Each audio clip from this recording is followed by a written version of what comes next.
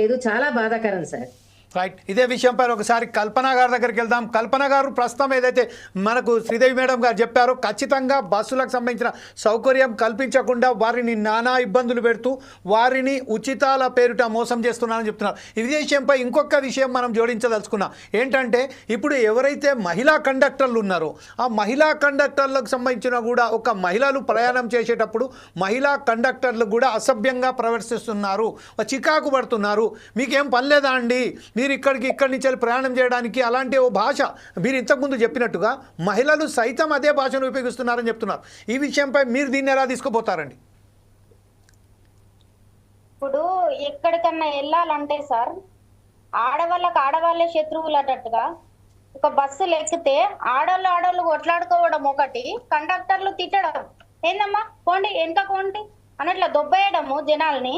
ఆ లేడీస్ ఉంటారు, వెనకాల జెంట్స్ ఉంటారు. అసలు మామూలు టార్చర్ కాదు సార్, అది అనుభవించిన వాళ్ళకి మాత్రమే అది తెలుస్తుంది.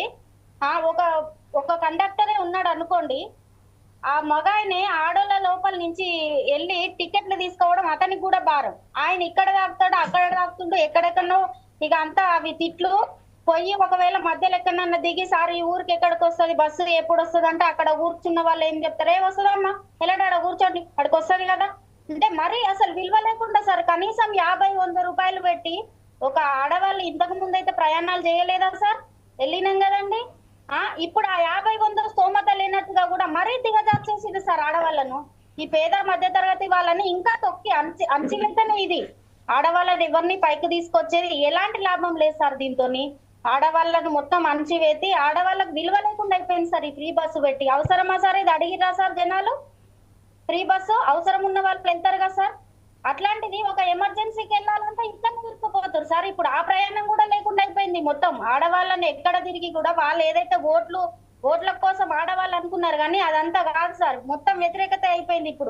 ఇప్పుడు ఆడవాళ్ళ పరిస్థితి చూస్తే చాలా దారుణంగా ఉంది సార్. స్కూల్ టీచర్స్ అయితే స్కూల్ వెదవకుండా కొడుకు వాడిని ఎవడు పెట్టమన్న టీచర్ గవర్నమెంట్ ఎంప్లాయీస్ తిడుతున్నారు సార్. మేం కాదు, ఎవడు పెట్టమన్నాడు? అక్కడికి స్కూల్కి వెళ్తే వాళ్ళకు తంబు పెట్టాలి, మాకు టైమింగ్ పెట్టిండు, ఇక్కడ బస్సులు లేవు. పరిస్థితి ఎవరిని అంటారు సార్? గవర్నమెంట్లు ఎందుకు ఇట్లాంటివి ప్రవేశపెట్టి ఎవరిని ఇబ్బంది పెట్టాలనుకుంటున్నారు? ఎంతమందికి సార్ మధ్యలో కొట్టుకోవడానికి ఆడవాళ్ళనే శత్రువులు చేసేసిండ్రు. ఒక్క దగ్గర బస్సు ఆగదు. ఈ పరిస్థితులను ఎవరికి చెప్పాలి అర్థం కాదు సార్. ఇంత దారుణమైన పరిస్థితులకు తీసుకొచ్చిండ్రు ఈ ఆడవాళ్ళని కాంగ్రెస్ ప్రభుత్వం, రేవంత్ రెడ్డి ప్రభుత్వం. మరి ఆ యాజమాన్యాలు కూడా ఎందుకు స్పందిస్తలేవో అర్థం కావట్లేదు సార్. రైట్. ఇదే విషయంపై ఒకసారి మనం